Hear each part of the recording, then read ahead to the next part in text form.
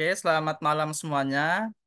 Malam hari ini kita akan belajar mengenai reading section pada program persiapan TOEFL yang akan dipaparkan oleh pemateri keren kita, Kak Zafira. Oke, Kak Zafira, tempat dan waktu dipersilahkan.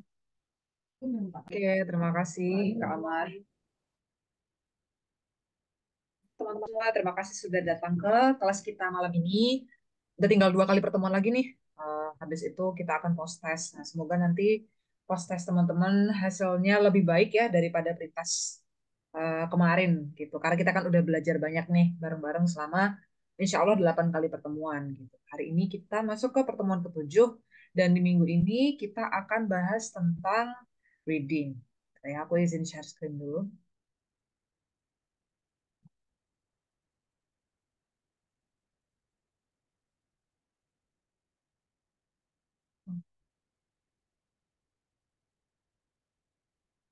Oke, mungkin sedikit apa ya? Sedikit trivia dulu di awal. Sebenarnya reading ini kalau menurutku pribadi bagian dari TOEFL yang apa ya? Bukan paling gampang, cuman paling sederhana gitu menurut. Jadi kita tinggal membaca apa yang ada di teks gitu kan. Kita baca teks aja. Habis itu kita menjawab pertanyaan berdasarkan isi teks itu gitu. Jadi kita nggak harus punya pengetahuan di luar teks untuk bisa menjawab pertanyaan gitu.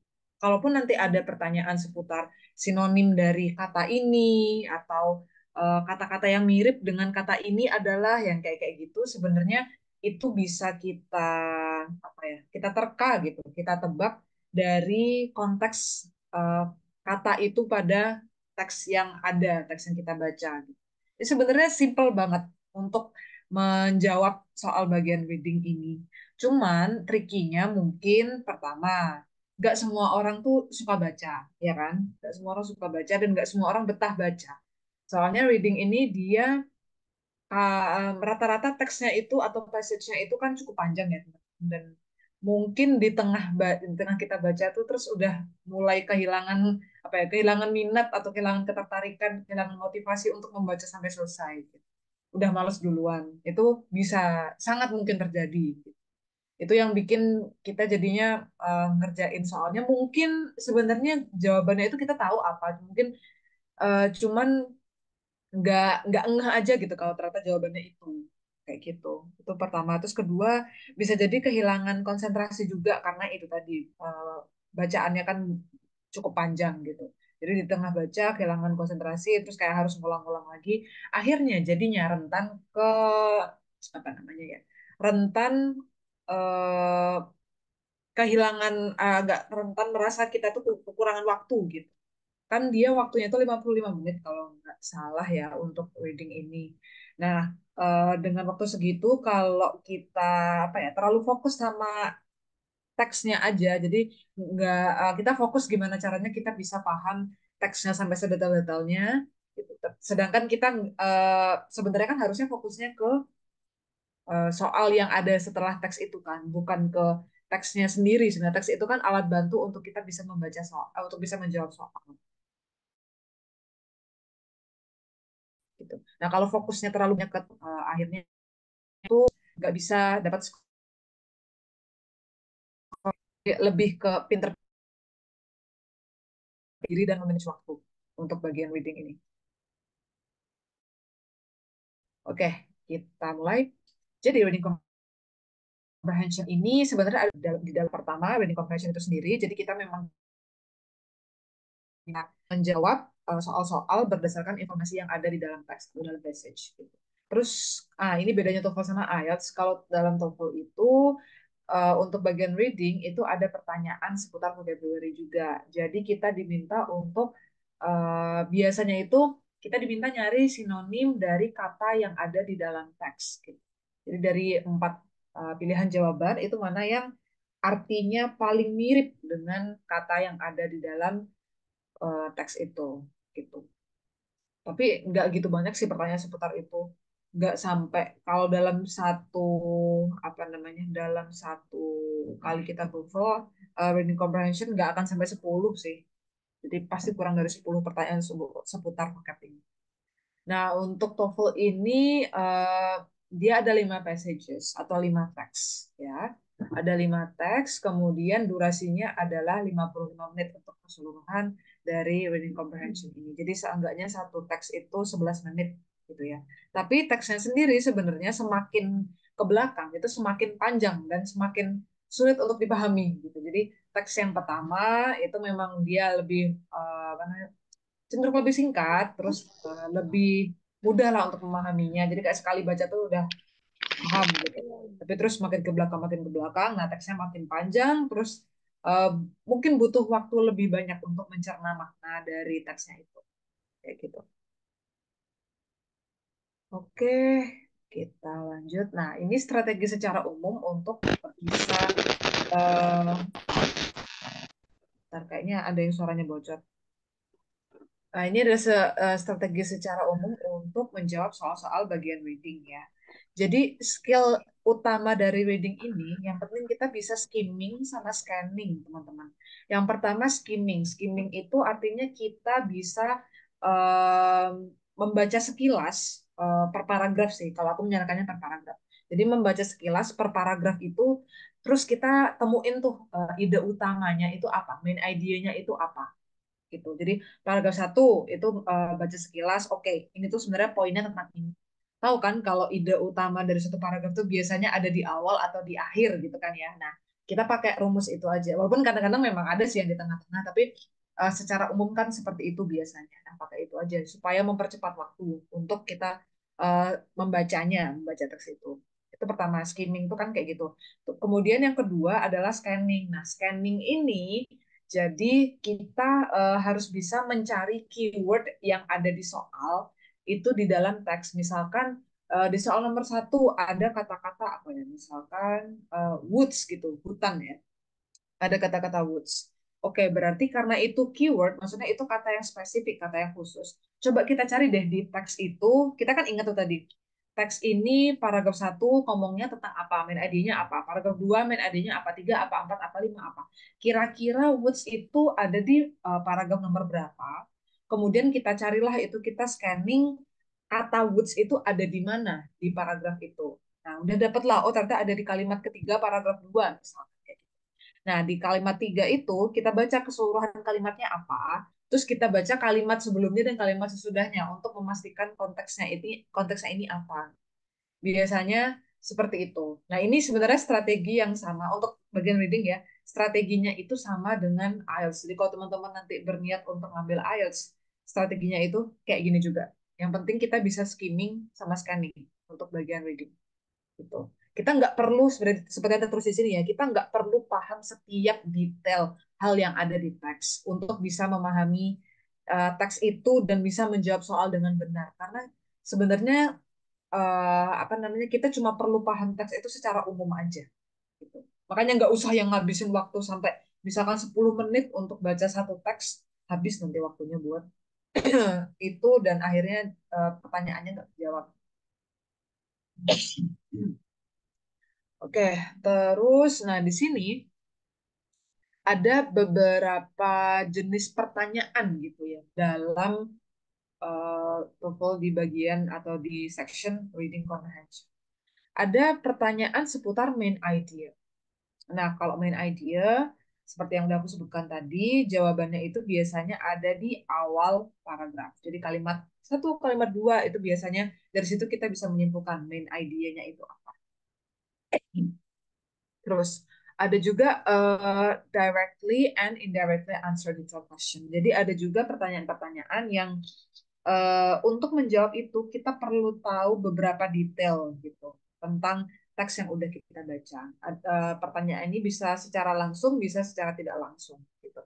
Nah, tadi seperti yang aku bilang tadi, untuk jawab pertanyaan yang detail kayak gini, kita perlu uh, milih keyword. Kita tahu keyword dari pertanyaan itu apa, kemudian kita cari keyword itu di dalam teks yang udah kita baca dan udah kita apa ya udah kita petakan tadi. Oh, paragraf satu tuh ngomongin apa, paragraf dua ngomongin apa, tiga ngomongin apa gitu. Jadi lebih cepat untuk nyari jawabannya gitu, nggak habis-habisin waktu. Oke, yang berikutnya ada pertanyaan seputar vocabulary. Jadi nanti dia akan nanyain apa namanya wordnya, katanya itu berlokasi di mana. Misalnya kata advertisement pada teks di atas line 7 misalkan. Nah, itu has similar meaning with apa gitu nanti. Pertanyaannya kayak gitu. Jadi itu pertanyaan untuk vocab. Kemudian ada juga pertanyaan where questions gitu tentang lokasi. Nah ini biasanya pertanyaannya itu kayak gini, misalkan apa namanya, misalnya tentang apa ya? Oh, misalnya gini, bahas tentang lokasi, misalnya passage-nya tentang Atlantis gitu kan. Terus pertanyaannya ini, dalam teks di atas, perkiraan lokasi Atlantis menurut para peneliti adalah di baris keberapa sampai keberapa gitu. Jadi nanti kita diminta kita harus tahu untuk pembicaraan seputar ini itu ada di paragraf mana dan ada di baris keberapa. Jadi kita perlu ngitungin barisnya juga. Itu biasa kayak gitu. Oke, kemudian tentu saja kita harus membaca bagian yang ada jawabannya itu secara hati-hati, secara cermat gitu ya. Perhatiin satu kalimat sebelum dan sesudahnya. Gitu. Jadi tadi kan udah ada keywordnya, misalnya tadi ada keyword woods gitu ya. Kita udah lihat nih kalimat yang memang ada kata woods-nya. Oke, nah untuk benar-benar meyakinkan kita kalau jawaban yang akan kita pilih itu benar, coba dibaca satu kalimat sebelum kalimat yang ada woods-nya dan satu kalimat sesudah kalimat yang ada woods-nya itu. Gitu. Jadi untuk lebih meyakinkan kalau emang benar nih jawabannya ini. Dan tentu saja kita diminta untuk memilih jawaban terbaik menurut kita. Kalau misalkan kita nggak tahu jawabannya apa, ya udah cap cup cup aja gitu. Random guess aja nggak apa-apa. Semoga jawabannya benar gitu. Kali-kali aja kan lumayan nambah. Oke, kita lanjut. Nah, social skills-nya di sini ada 6. Jadi sesuai tadi yang tertulis di situ sih, tertulis di general strategy tadi.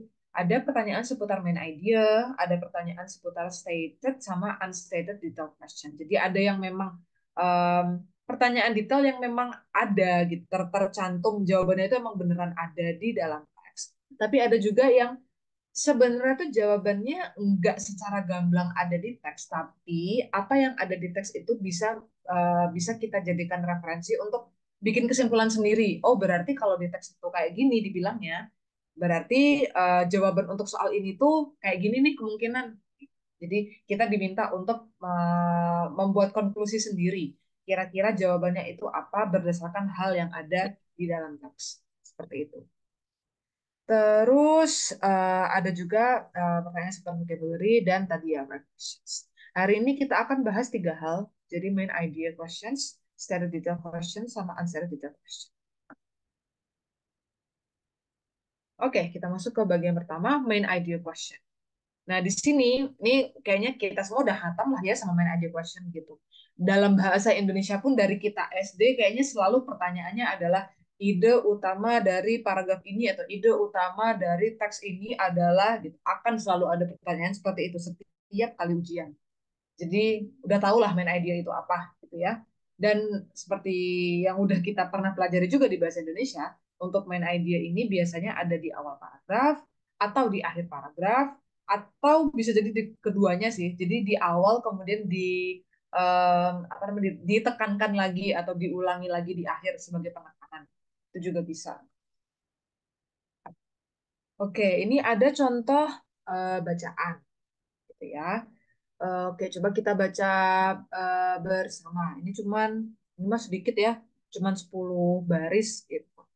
Kalau aslinya sih TOEFL berapa ya? Aku udah lama nggak TOEFL lagi. Yang jelas banyak barisnya dan bacaannya nggak sesingkat ini. Oke, coba kita baca. Basketball was invented in 1891 by a physical education instructor in Springfield, Massachusetts, by the name of James Naismith. Because of the terrible weather in winter, his physical education students were indoors rather than outdoors. They really did not like the idea of boring, repetitive exercises and preferred the excitement and challenge of a game. Naismith figured out a team sport that could be played indoors on a gymnasium floor that involved a lot of running, that kept all team members involved, and that did not allow the tackling and physical contact of American-style football. Nah, pertanyaannya, what is the main idea of this passage? Nah, di sini kita dari baca ini kita lihat awalannya ya, maksudnya kalimat pertama dari passage ini itu ada kata-kata basketball was invented. Nah, ada ini yang di garis bawah ya. Basketball was invented in 1891 by a physical education instructor in Springfield, Massachusetts, by the name of James Naismith. Nah, berarti di sini kita udah dapat gambaran kalau oke, ini teksnya ini akan tentang awal mula penciptaannya basketball. Jadi kalau jawabannya yang A sudah tentu salah, karena ini bukan biografi. Kemudian history of sports kurang spesifik, karena di sini history yang ditekankan adalah tentang basketball. Kemudian kalau physical education and exercise ini juga terlalu general ya. Sementara ini udah jelas-jelas disebut basketball nih di kata pertama dari paragraf pertama dari passage ini. Jadi jawabannya adalah yang D, the origin of basketball. Gitu.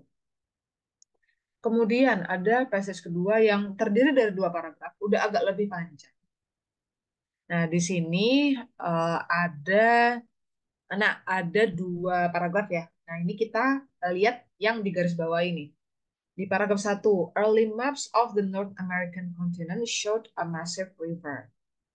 Oke, jadi di sini kita tahu kalau apa namanya, peta zaman dulu, peta Amerika Utara zaman dulu, itu tuh ada massive river, ada sungai besar yang ada di peta itu. Berarti kemungkinan di peta yang sekarang udah nggak ada ya, karena dia nyebutnya peta yang dulu. Nah, kemudian di paragraf kedua dia bilang, this mythical river of course does not exist. Jadi river yang dirujuk atau river yang tadi dibilang di paragraf 1 di kalimat awalnya itu of course does not exist. Berarti river itu nggak ada. Jadi masih nyambung ya, karena dia kan satu teks. Jadi antara satu paragraf dengan paragraf berikutnya pasti masih nyambung.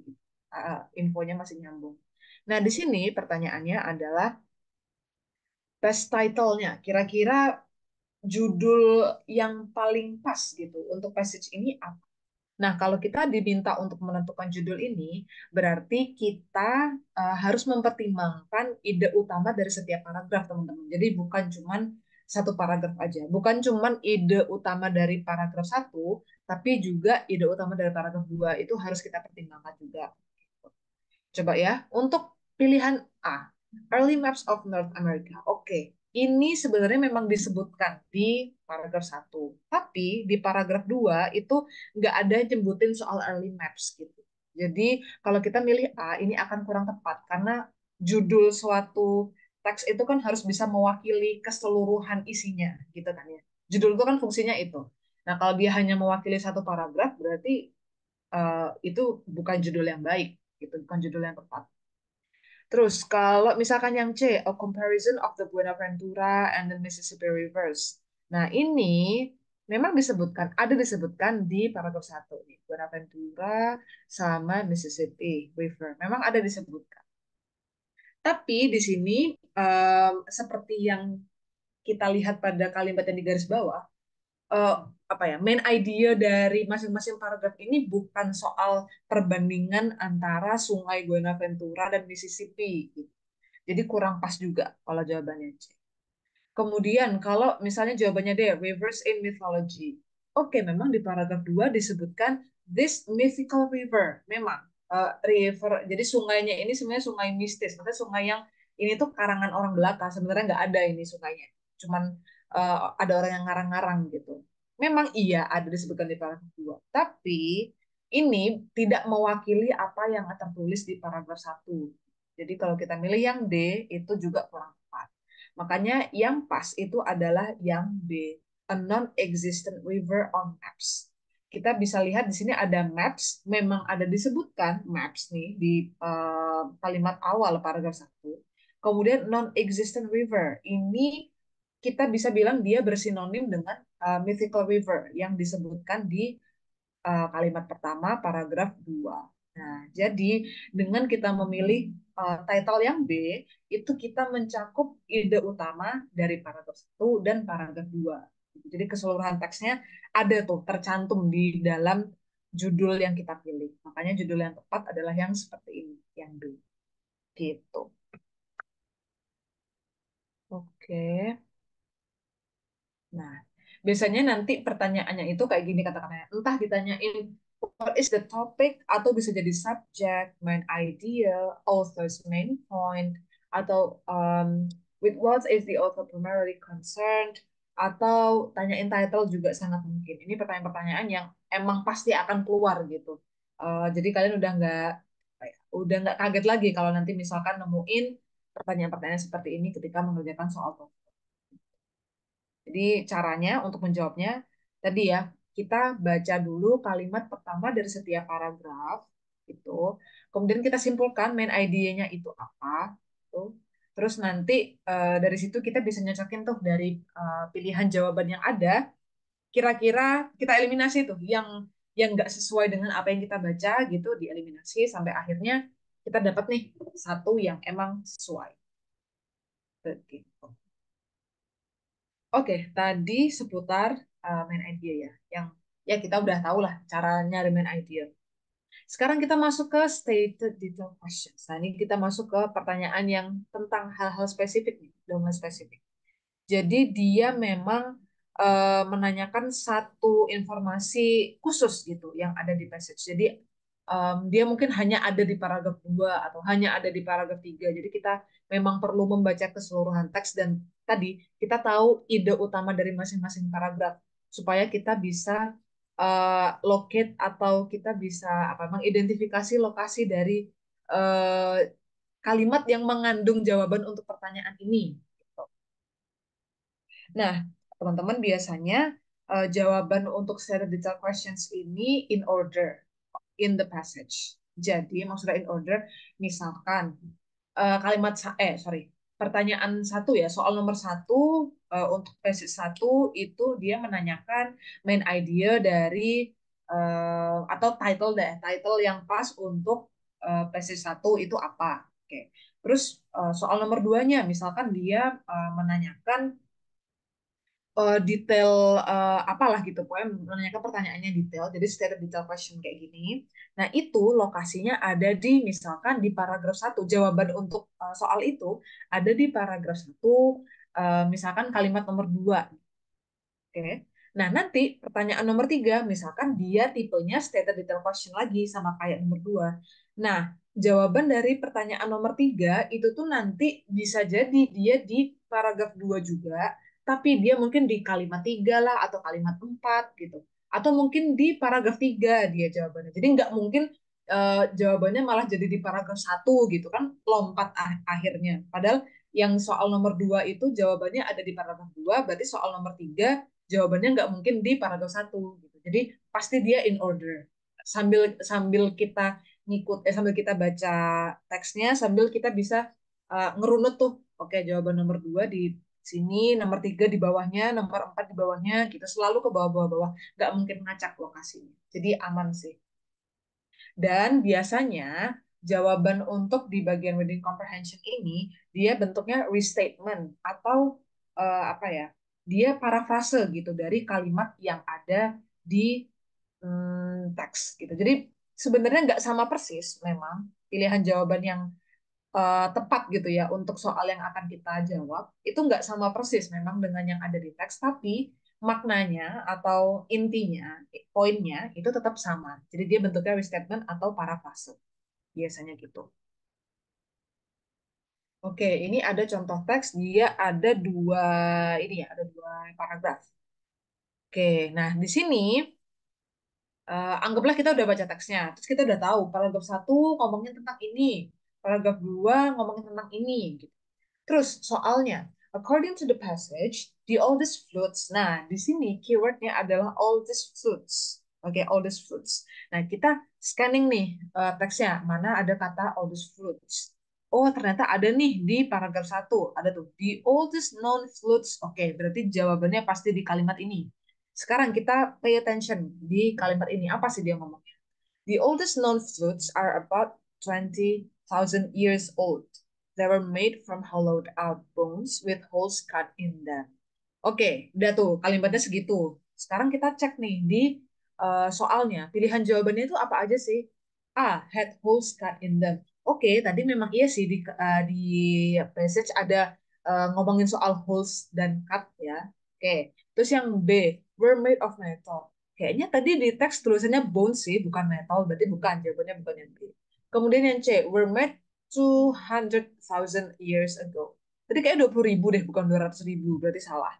Terus D, had a complicated set of levers and pads.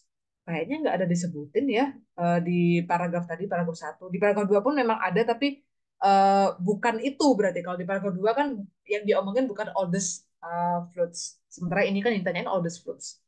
Jadi yang paling pas memang jawabannya yang A, had holes cut in them. Gitu. Jadi di sini disebutkan oldest known fruits ini memang with holes cut in them. Agak beda ya di sini with holes, di sini had holes, tapi intinya sama. Kemudian untuk yang nomor 2, the passage indicates that James Galway's fruit is made of.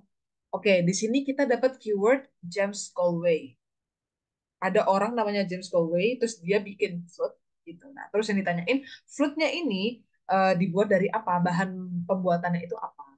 Oke, kita cari, kita scanning. Mana ada James Galway? Oh, ada di sini nih. Nih. Oke. Kita baca kalimat yang mengandung kata James Galway.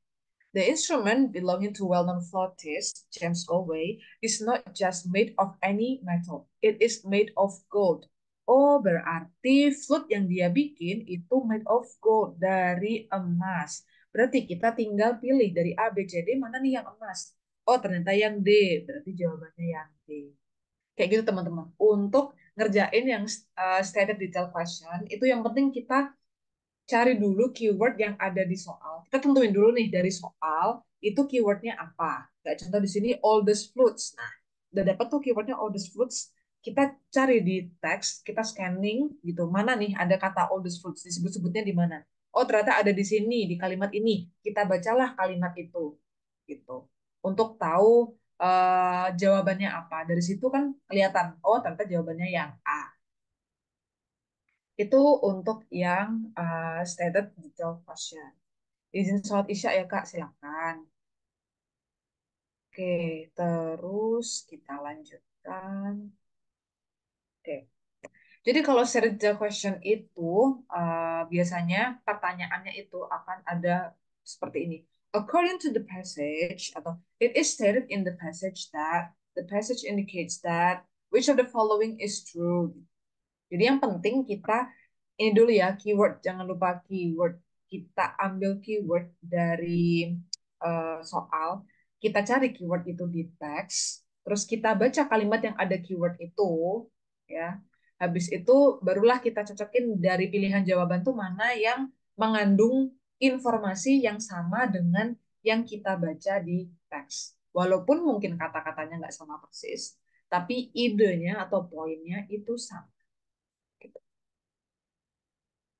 Oke, itu tadi stated detail question. Sekarang kita masuk ke unstated. Nah, ada nih teman-teman. Jadi pertanyaan yang minta kita apa ya, tahu informasi secara spesifik, informasi yang spesifik gitu. Tapi dia unstated. Jadi yang memang nggak ada di teks. Kita nyari yang nggak ada gitu. Nyari yang nggak ada ngapain ya? Cuman emang iya kita diminta nyari yang nggak ada di situ. Jadi kita diminta untuk menemukan jawaban yang not stated atau tidak dicantumkan, tidak dituliskan gitu ya. Not mentioned atau not true, bahkan not true. Jadi jawaban yang salah dari passage-nya. Ini kita udah baca nih, menurut passage ini informasinya adalah bla bla bla bla bla bla bla. Nah, di sini kita diminta untuk mencari informasi yang either dia nggak tercantum di teks, jadi not stated, memang nggak ada di situ, atau yang not true, jadi informasi yang salah. Jadi biasanya, jadi biasanya nanti di soalnya itu dari pilihan jawaban ini mana yang salah gitu, mana yang nggak sesuai dengan yang ada di teks. Bisa jadi kayak gitu. Jadi ada dua ya pilihannya tadi. Antara kita diminta memilih jawaban mana atau pilihan jawaban mana yang tidak disebutkan di teks. atau pilihan jawaban mana yang salah. Jadi informasi yang ada di teks itu kan udah jelas kayak gimana gitu. Kita diminta untuk milih yang salahnya yang kayak gimana. Berarti kalau salah kan berkebalikan dari yang ada di teks gitu. Nah, contohnya kayak apa sih? Nah, contohnya seperti ini. Ini ada satu paragraf doang passage-nya. Banyak sekali yang digarisbawahi, berarti banyak keywordnya di sini ya. Coba kita cek langsung ke soalnya ya. Which of the following is not mentioned about the Florida Keys? Not mentioned. Nah, ini balik lagi. Kita diminta mencari informasi dari A, B, C, D. Kita diminta memilih mana dari ini yang nggak disebutin di teks. Oke, gitu. Jadi yang pertama, the Florida Keys are a chain of islands. Oke. Keywordnya chain. Coba kita cari. Ada kata chain. Oke, di sini ada chain ya. The Florida Keys are a beautiful chain of almost 1,000 coral and limestone islands. Ada chain dan ada islands. Berarti benar nih. Ini memang mentioned. Memang ada di teks. Oke, benar. Kemudian yang B, the Florida Keys contain coral and limestone. Nah, tadi di kalimat yang kita baca ada tuh. Tadi kan beautiful chain of almost 1,000 coral and limestone islands. Berarti memang di Florida Keys ini ada coral dan ada limestone. Berarti mention kan, bukan not mention. Jadi di sini benar juga. Kemudian yang C, the Florida Keys are in the shape of an arc. Jadi dia melengkung gitu. Oke, kita cari. Arc itu ada nggak di passage ini? Oh, ternyata ada nih. Nih, ada arc. These islands form an arc that heads first southwest and then west from the mainland. Berarti memang kepulauan ini dia membentuk lengkungan. Berarti benar nih, Florida Keys are in the shape of an arc. Iya benar. Berarti kalau A, B, C benar, kita nggak usah ngecek yang D juga ya pasti jawabannya adalah yang D gitu. Tapi coba kita lihat deh. The Florida Keys are not all inhabited. Berarti ini keywordnya inhabited ya. Coba kita cari. Apakah ada kata inhabit di paragraf ini? Inhabit. Inhabit berarti pulau ini tuh punya penghuni gitu. Ada penduduknya gitu di pulau ini. Tapi di sini nggak ada disebutin ternyata bukan di paragraf, di passage ini tidak disebutkan apapun soal penghuninya Florida Keys. Entah Florida Keys ini ada penduduknya atau enggak, kita nggak tahu karena nggak disebutin. Jadi, untuk soal ini, which of the following is not mentioned about the Florida Keys? Jawabannya adalah yang D. The Florida Keys are not all inhabited. Karena memang tidak disebutkan di teks. Oke, kemudian lanjut ke nomor 2. Which of the following is not true about US Highway 1? Nah, kalau di sini yang ditanyakan adalah not true. Ya, tidak benar berarti salah. Informasinya tidak sesuai dengan yang ada di teks. Kalau pertanyaan nomor 1 tadi informasinya tidak tertera di teks. Kalau yang nomor 2 ini informasinya tidak sesuai dengan yang ada di teks. Oke, kita cek sekarang. It is also known as the Overseas Highway. Oke, Overseas Highway. Kita cari nih. Oh, ada nih. Overseas Highway. Kalimatnya, US Highway 1 called the Overseas Highway. Oh, benar nih berarti memang dia nama aliasnya adalah Overseas Highway. Berarti ini sesuai dengan di teks. Yang B, it joins all of the islands in the Florida Keys. Oke, joins all of the islands. Berarti ada kata joins, menghubungkan gitu, dan islands. Oke, banyak islands sih di sini. Tapi coba, ini ada connects. Nah, connects ini dia sinonim dengan joins ya. Ini nggak persis sama kata-katanya ya, tapi artinya sama. Connect dan join. Nah, di sini kalau kita lihat US Highway 1, called the Overseas Highway, connects the main islands in the chain. Main islands, berarti dia cuma menghubungkan pulau-pulau utama aja, nggak semua pulau kan. Tadi pulaunya katanya hampir 1.000 pulau ya. Jadi ternyata nggak seribu-seribunya ini semua dihubungkan sama US Highway 1. Ternyata hanya pulau-pulau utamanya aja. Berarti ini tidak sesuai dengan yang ada di teks. Oke, kita tandain dulu sementara. Coba kita cek yang C dan D. Yang C, it has more than 40 bridges. Oke, di sini ada keyword bridges. 40 tuh katanya. Coba kita baca. On this highway, it is necessary to cross 42 bridges over the ocean to cover the 159 miles from Miami. Tuh. Berarti memang lebih dari, dia punya lebih dari 40 bridges. Karena 42 itu kan lebih dari 40 ya. Berarti sesuai dengan yang di teks. Kemudian yang D, it connects Miami and Key West. Nah, mana nih Miami? Ini ada Miami, ini ada Key West. Coba kita baca. It is necessary to cross 42 bridges over the ocean to cover the 159 miles from Miami on the mainland to Key West, the farthest island on the highway and the southernmost city in the United States.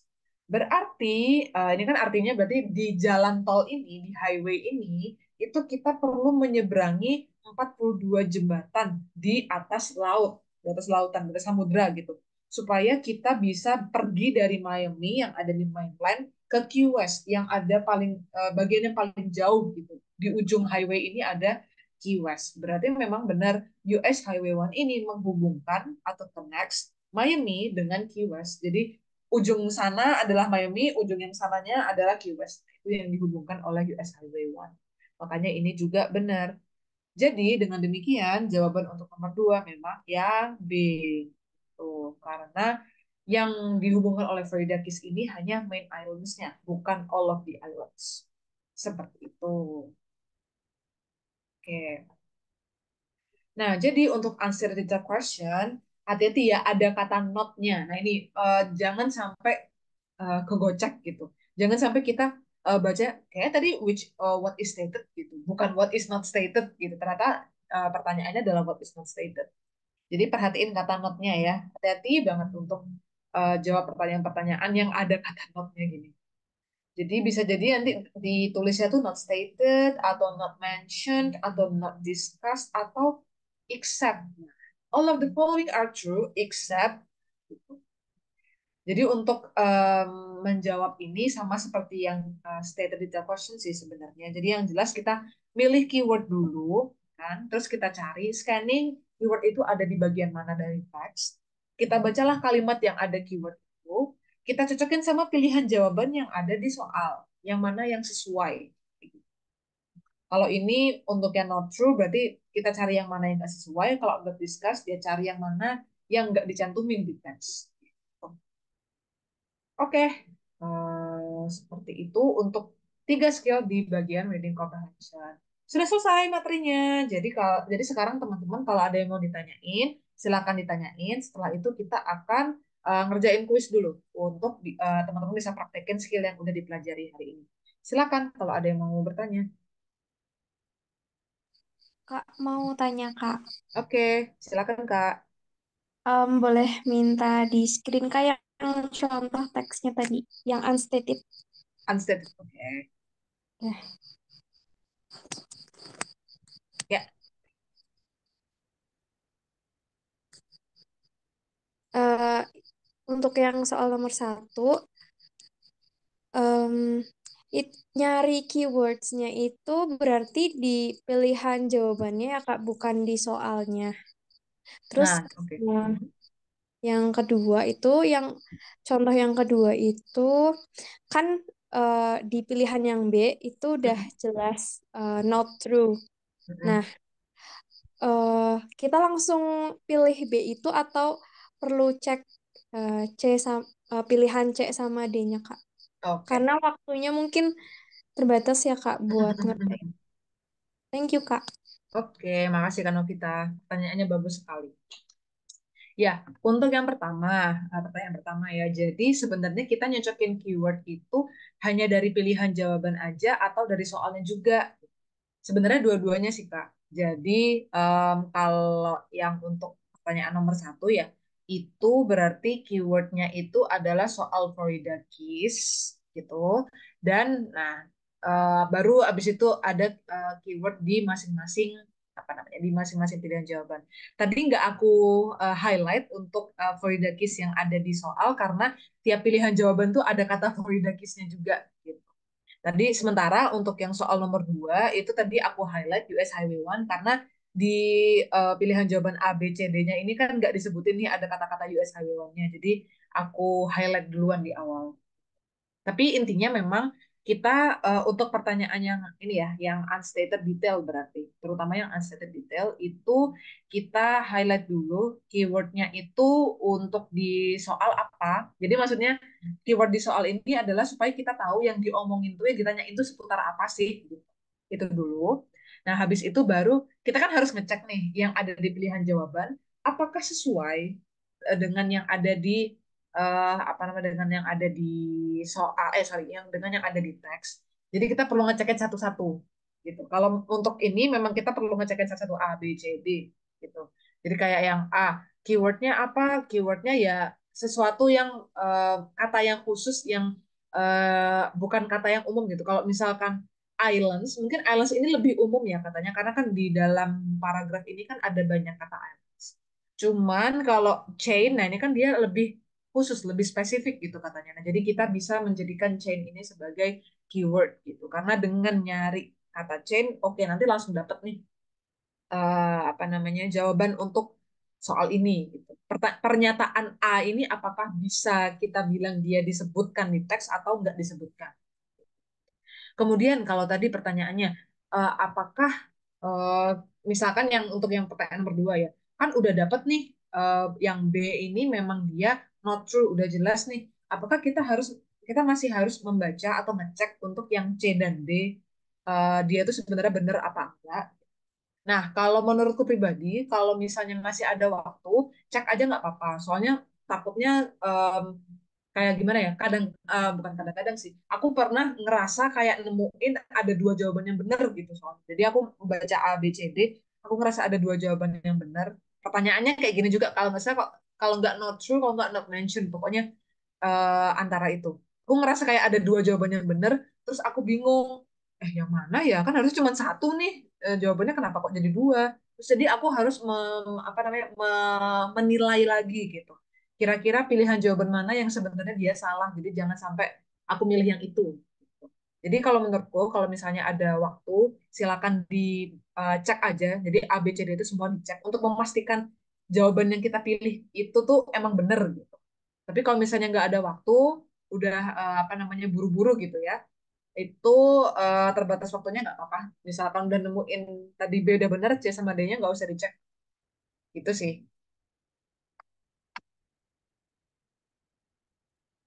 Oke, terima kasih Kak Novita atas pertanyaannya. Apakah ada lagi yang mau bertanya?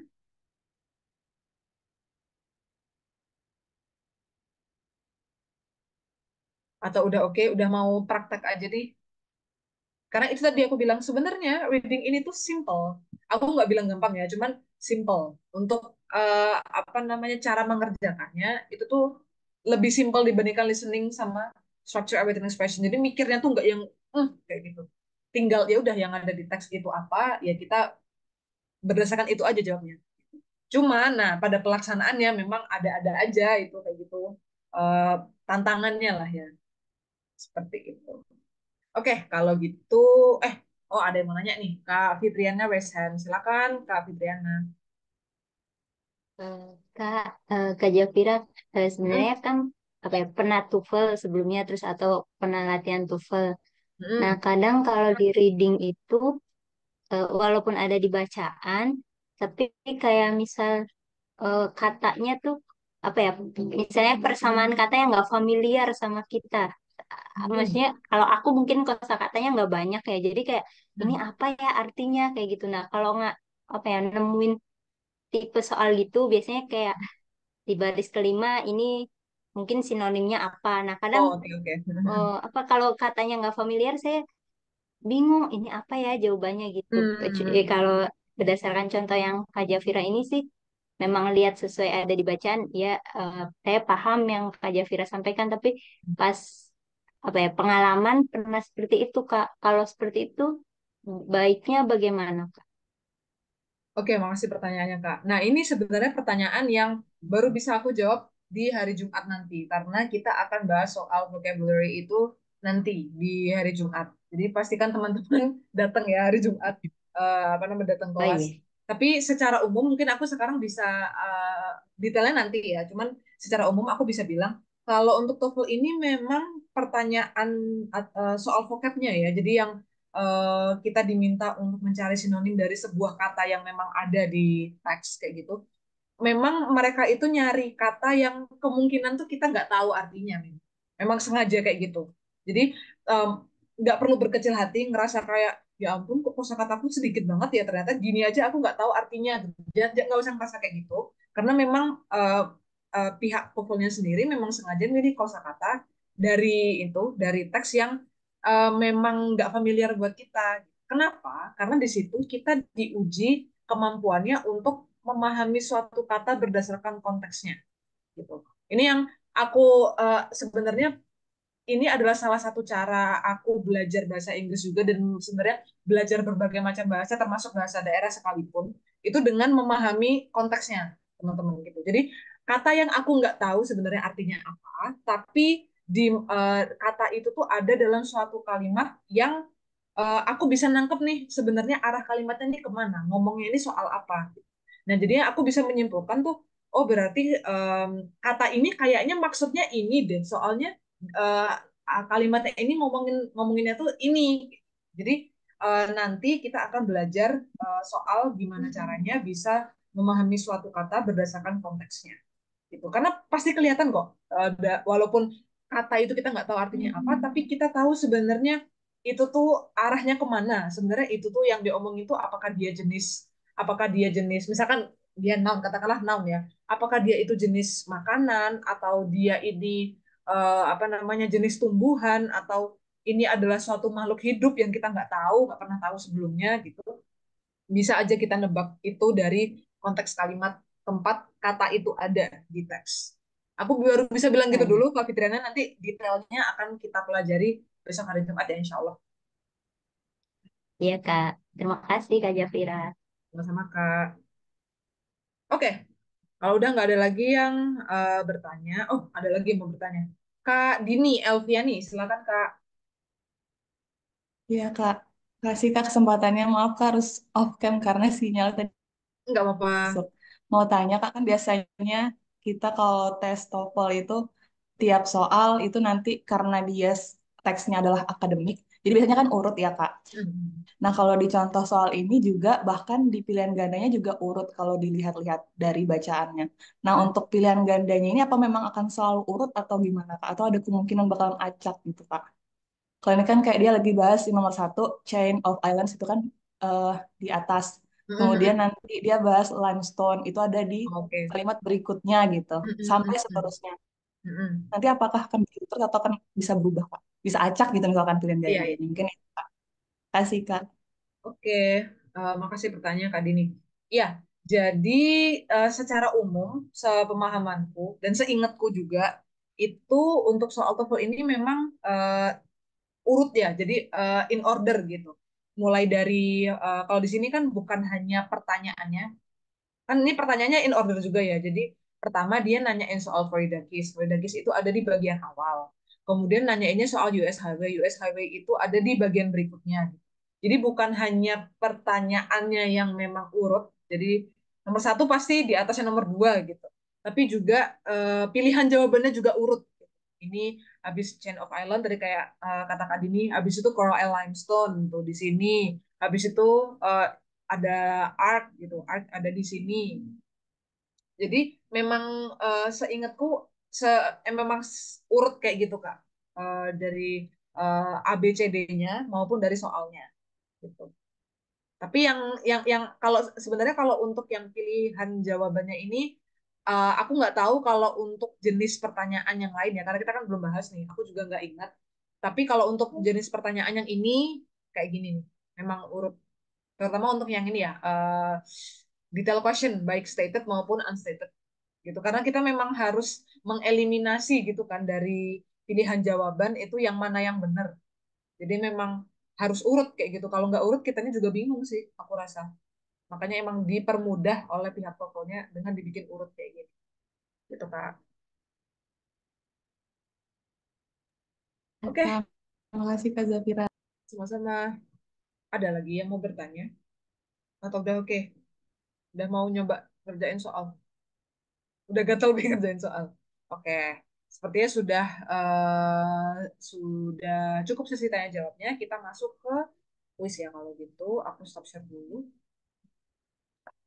Jadi kita hari ini karena kita akan bahas reading, kita akan kembali pakai Google Form. Karena kalau reading nggak bisa pakai Kahoot ya, susah nanti.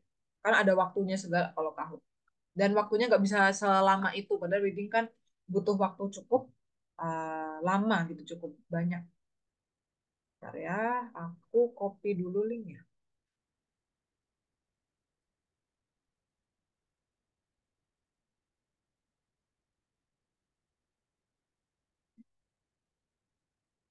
Ya udah ada di kolom chat ya, linknya, link Google Form. Silakan dibuka. Nah, di sini kita sebenarnya latihannya tenang aja. Em, Passage-nya belum banyak, cuman 3 paragraf paling banyak tuh. 3 paragraf tuh 11 baris doang. Dan maksimal cuman ya ada yang 1 paragraf, ada yang 2 paragraf, ada yang 3 paragraf. Nggak gitu banyak. Total soal cuma 14. Jadi aku rasa eh, oke, 20 menit lah ya, 20 menit cukup nih untuk ngerjain ini. Jadi teman-teman silakan isi dulu emailnya. Habis itu nama peserta diisi dulu. Terus nanti kita akan mulai bareng-bareng ya untuk pengerjaannya supaya waktunya juga bareng. Oke, aku buka timer dulu.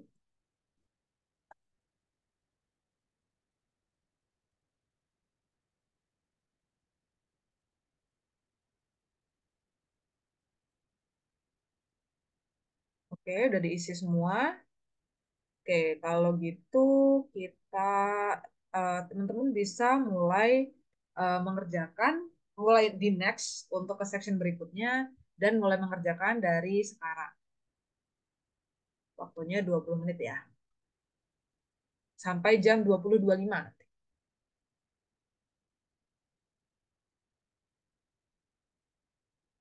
Nanti aku sambil ngecek di Google Form-nya kalau misalkan sebelum jam 20.25 udah pada jawab semua, udah pada submit form, berarti udah selesai. Nanti akan kita bahas.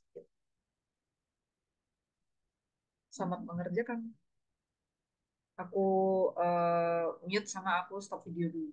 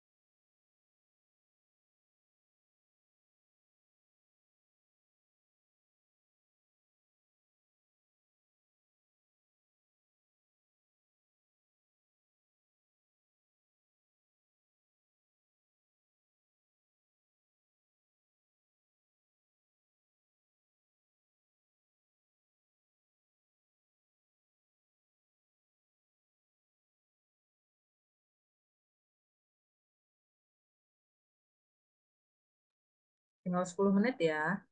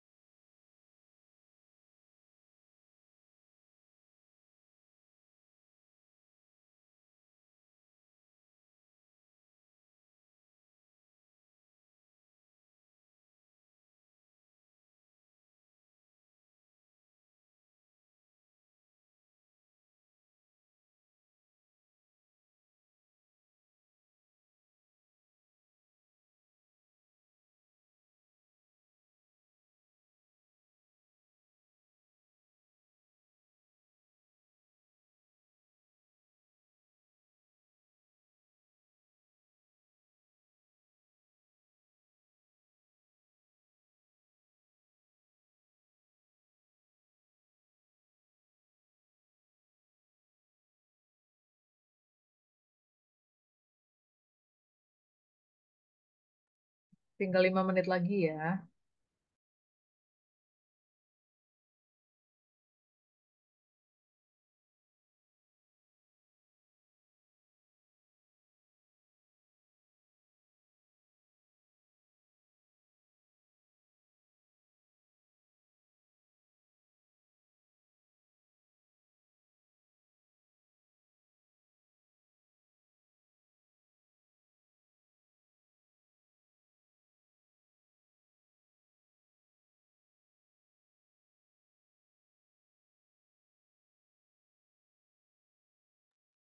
Oke, ini aku lihat udah ada 4 orang yang submit. Ditunggu ya yang lain.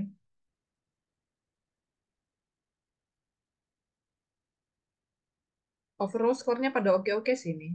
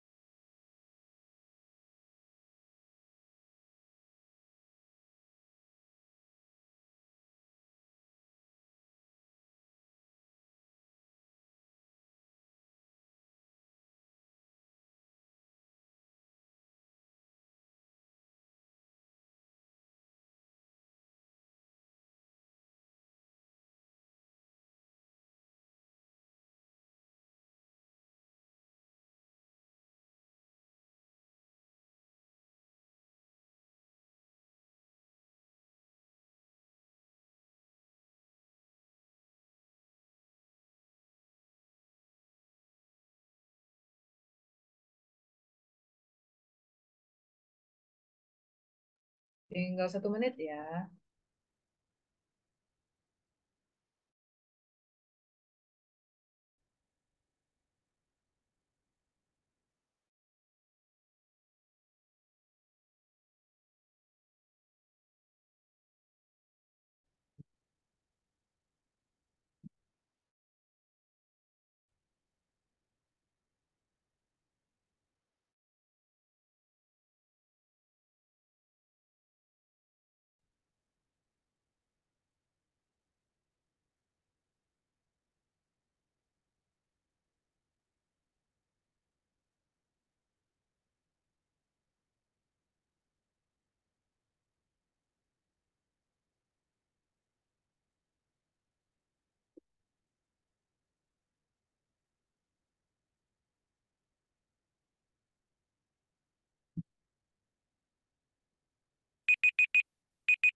Oke, sudah selesai.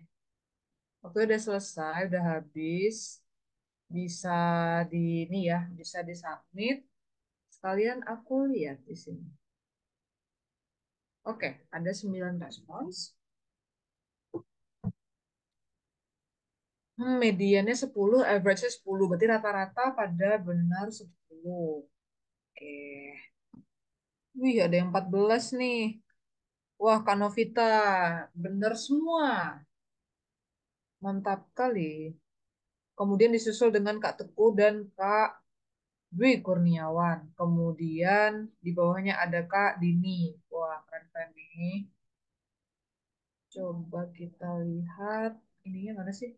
Oh, ini frequently missed questions-nya. Soal main topik. Sama satu sama nomor 6 nih. Apakah nomor satu dan nomor 6? Coba kita lihat ya. Oke, nomor satu. When the typewriter was first invented, its keys were arranged alphabetically and it's easy to find. First machine, oke. Hmm, hmm, oke. Invention, problems, how to, oke. eh iya bener jawabannya B. Emang yang ini rata-rata pada jawabnya apa ya? Ini ada ya mayoritas jawabnya yang A ya, invention of the typewriter. Tapi kalau kalau kita baca lagi, teman-teman di bagian ini kan eh, memang di bagian satu sorry, paragraf satu di kalimat awalnya itu kan memang disebutkan when the typewriter was first invented. Memang di settingnya ini adalah ketika typewriternya ini pertama kali dibuat tuh kayak gini nih. Tapi tadi yang aku sebutin waktu kita bahas tentang main topik ini atau main idea ya. Jadi judul atau main topik dari passage-nya, jadi bukan hanya dari paragrafnya, tapi dari passage-nya, itu berarti harus mengandung keseluruhan ide dari masing-masing paragraf. Gitu. Jadi kalau misalnya jawabnya yang A, the invention of the typewriter, itu nanti memang ada paragrafnya menyebutkan itu, tapi hanya paragraf satu aja berarti karena paragraf dua itu yang diomongin bukan itu, ide utamanya bukan itu. Di sini kan ada to solve this problem, bla bla bla bla bla bla. Jadi sebenarnya di sini di paragraf satu intinya itu adalah problem yang ada ketika typewriter versi versi satu lah istilahnya versi satu ketika pertama kali dibuat itu ternyata ada permasalahan seperti ini nih gitu. Kemudian di paragraf berikutnya disebutkan untuk memecahkan atau solusi dari masalah itu akhirnya dibikinlah typewriter yang versi 2. Jadi urutan huruf-hurufnya itu beda, nggak urut alfabet A B C D E F G tapi Q W E R T Y U E O P segala macam itu gitu. Jadi kalau kita menggabungkan ide utama dari paragraf 1 dan paragraf 2, maka jawaban yang benar memang yang B ini, a problem and solution concerning the early typewriter. Jadi tetap early typewriter ya. Jadi masih disebutkan tuh first invented-nya. Memang ini typewriter yang versi awal mula diciptakannya. Versi early-nya memang tetap ada disebutin soal itu. Jadi terkandung dua-duanya ya. Jangan cuma lihat ide utama dari satu paragraf, tapi dua-duanya. Oke, satu lagi apa tadi yang frequently missed? Oke, according to the passage, desert tundra is found nomor 6 ya. Nomor 6. Oke, coba. Desert tundra or cold desert occurs on the Arctic edges of North America, Europe, and Asia. Coba. Ini mungkin karena ini deh. Kayaknya pada jawabnya yang apa tadi? B, A. Iya, pada jawabnya yang ini ya, throughout North America, Europe, sama Asia. Tapi coba teman-teman perhati lagi deh kalimatnya. Dia nggak nyebut itu tuh di Amerika, North America, Europe, sama Asia. Coba cek lagi ya. Nih, desert tundra or cold desert occurs on the Arctic edges of North America, Europe, and Asia. Arctic edges of. Nah, nih, coba diperhatiin. Arctic edges of. Jadi dia ada di perbatasan Arktik di Amerika Utara, Eropa, dan Asia. Jadi bukan. Bentar, aduh. Nah, kok jelek banget kalau diturunin ya. Ya, oke lah gitu. Jadi throughout, bukan throughout.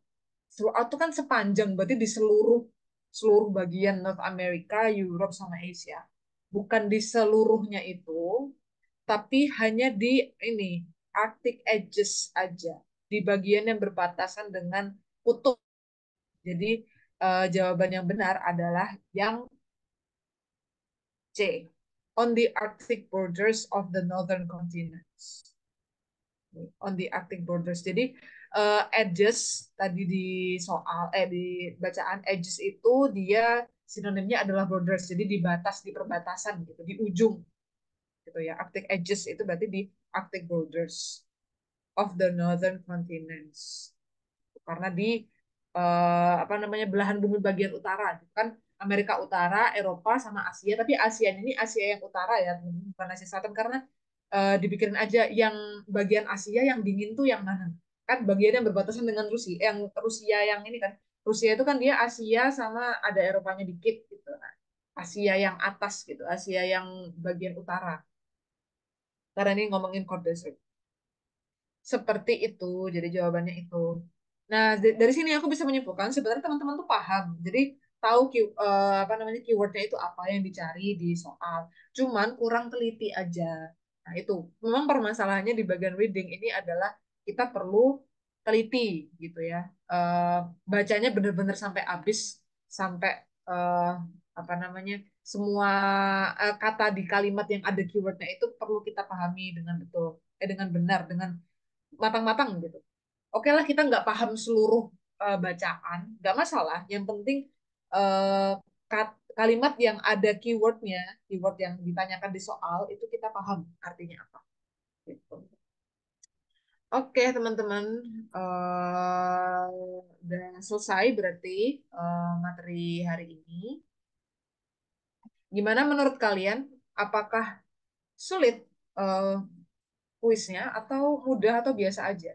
Tapi kalau dari hasilnya sih menurutku ini lebih ke tengah-tengah ke gampang sih. Jadi mungkin susah-susah gampang gitu.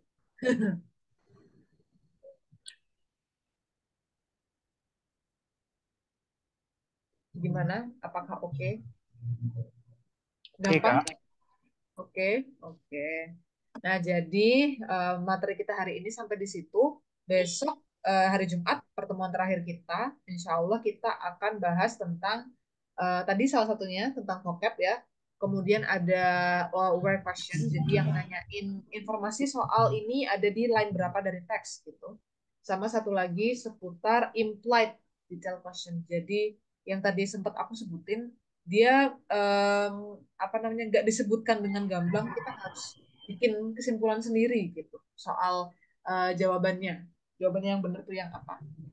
Oke, ini ada yang sedikit lebih mudah dibanding soal reading FHCI 2023 Kak. Wah, ini ikut tes BUMN ya ternyata Kak Dwi ya tahun 2023 ini. Wah, aku tes BUMN dulu tahun berapa ya? 2000 2019 2020. Udah lama. Aku cuma nyoba sekali terus gagal terus ya udah jalanku bukan di sini. Akhirnya keterimanya di PNS. Oke, baiklah sekian untuk hari ini. Ini kayaknya moderatornya aku kembalikan ke Kak Amar ya karena Kak Atin ataupun Kak Amel nggak ada di sini. Terima kasih banyak. Silakan Kak Amar.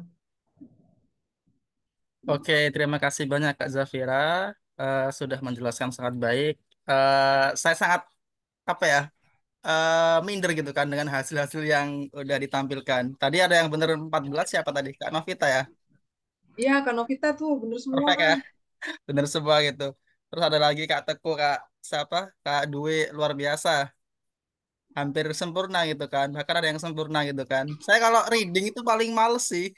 Beneran itu Kak. Kadang saya kalau misal bagian yang saya males, ya saya belajar seadanya. Nanti saya kejar dengan yang lain gitu biasanya. Itu apa ya? Tips saya sih gitu kan. Paling males reading, disusul dengan listening. Jadi kalau misalnya udah males ya udah berarti saya menguatkan yang lainnya udah gitu. Ya itu Itu strategi benar 10 bagus. tadi. Luar biasa. Oke, teman-teman semua, apakah ada pertanyaan untuk materi hari ini? Kita nanti ada post test lagi, Kak? Ada post test nanti setelah kelas ini selesai, Kak. Ya, mungkin eh, kapan ya jadwalnya? Aku lupa aku. Nanti saya lihat dulu jadwalnya. Pasti ada post test. Alhamdulillah. Post test full modul juga. Nanti silakan ditunggu di grup aja, Kak. Oke, kalau tidak ada pertanyaan, mungkin dari saya juga cukup. Saya ucapkan terima kasih banyak untuk teman-teman yang sudah bergabung, meluangkan waktunya gitu kan. Ini ada yang dari SMA nih, Kak Marisa. Kak Marisa ini guru atau ngajar di SMA atau siswa di SMA, Kak? Masih siswa, Kak. Oh, siswa. Iya. Luar biasa Kak Marisa ini. Saya lihat dari awal juga nilainya bagus-bagus Kak Marisa ini ya. Gak kalah dari anak-anak kuliah. Luar biasa Kak Mariska. Tingkatkan Kak. Oke, Ya, Kak. kalau tidak ada pertanyaan, saya cukupkan. Terima kasih banyak untuk Kak Zafira dan teman-teman. Sekian. Assalamualaikum warahmatullahi wabarakatuh. Sampai jumpa teman-teman. Waalaikumsalam.